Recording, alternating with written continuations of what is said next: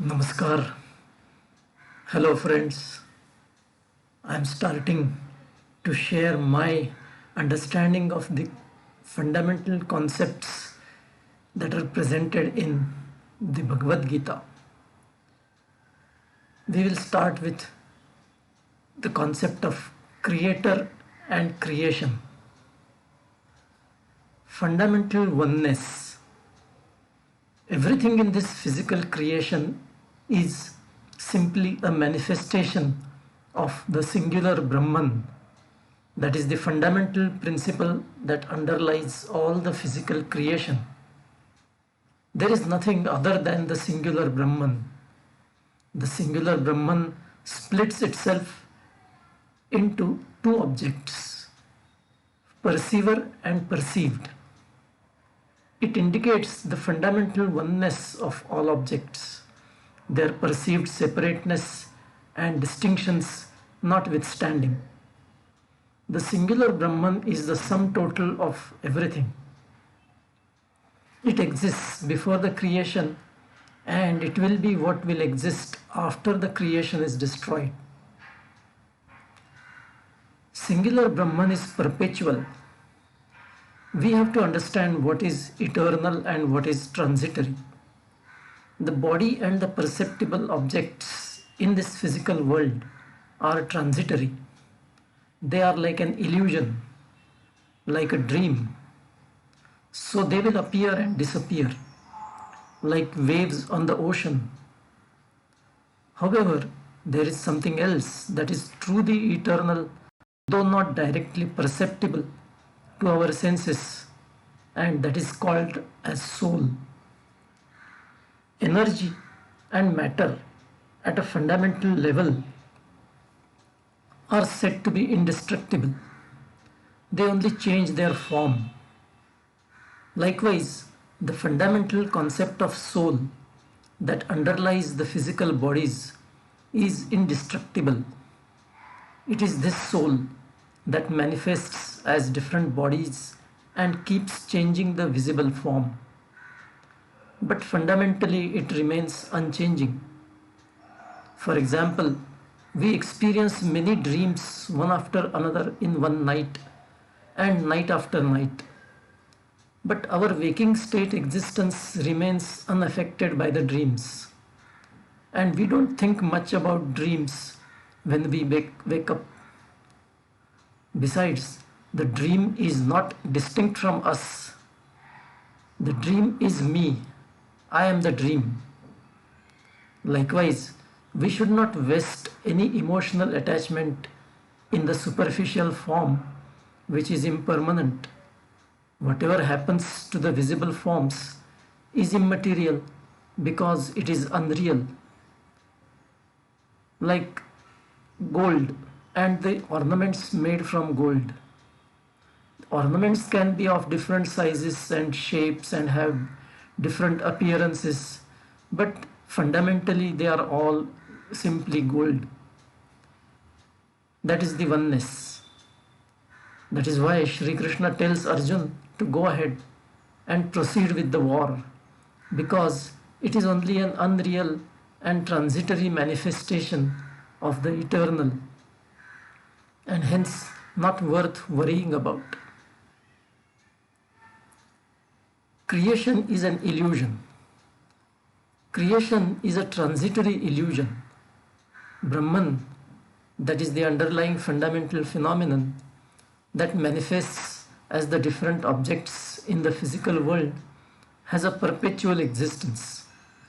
The perceived physical world, with all the fascinating variety in it, including our bodies, is in fact not separate or distinct from the Brahman. It is like seeing waves and surf on the ocean surface.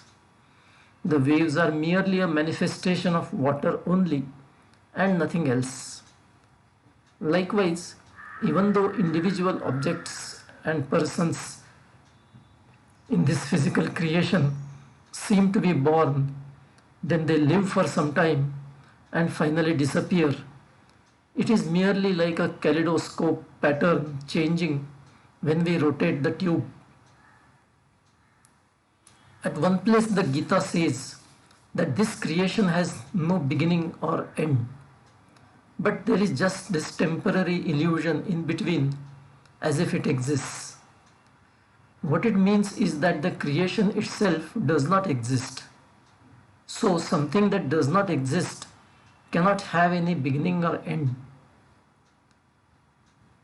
If we discard the duality as unreal, then we can say anything about the beings. Like they are in the divine, but the divine is not in them, or that the divine pervades them, and yet it is not in them. All these are equally valid or invalid. They simply indicate that nothing is real, so you can say anything about them. A similar situation is described in the scriptures by way of a story that starts as follows. There was a barren woman who gave birth to 2 children.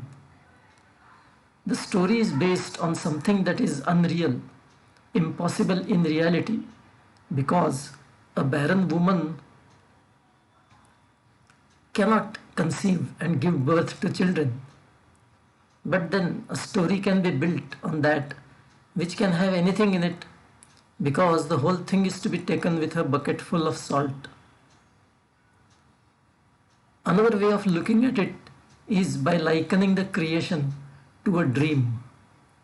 In the dream, we experience physicality, not in the sense of our waking state, but simply as a particular state of consciousness. We seem to be moving around without our physical body moving, and seem to be feeling sensations without our real external sense organs coming into picture. So in essence, nothing really happens in the dream. It is all simply a manifestation of the dream consciousness, or you may call it just the play of consciousness. Likewise, the waking state existence may also be illusory, just a play of waking state consciousness. The fundamental principle, namely soul or Brahman, is eternal and does neither get created nor destroyed. But even if one is not able to comprehend this, one should remember that a human being does not exist before birth. Then he gets born and comes into physical existence, lives for some time and then dies, disappearing from the physical world. So why should the temporary existence in between, non-existence before life and again non-existence after physical life, be taken seriously? Consider a movie show. Before it begins, the screen is blank. Then suddenly it comes alive and unfolds a story with many characters and an interesting plot. We as audience get involved in the story, identifying with the characters as well as their pains and pleasures. Then, when the movie ends, all those characters and the story vanish. All the characters and the happenings in the movie story suddenly become irrelevant. Some in the audience do get emotionally affected by the movie because they identify strongly with the hero or heroine. But a rare few do not get affected because they never forget that the movie is an illusion and that their real identity is different and unaffected by the movie. We should regard our life in this world like a movie show that our consciousness is creating and watching, and should not identify with our physical body nor get attached to the events in our life. The created world is an illusion and it does not really exist. So it has no beginning, no existence, and no end. However, the illusion is nevertheless perceived by us and is felt as real. That illusion is as such quite powerful. The only way we can destroy this illusion is by developing vairagya, that is disinterest, detachment in the worldly life. I will stop here today and see you the next time. Until then, bye. Take care.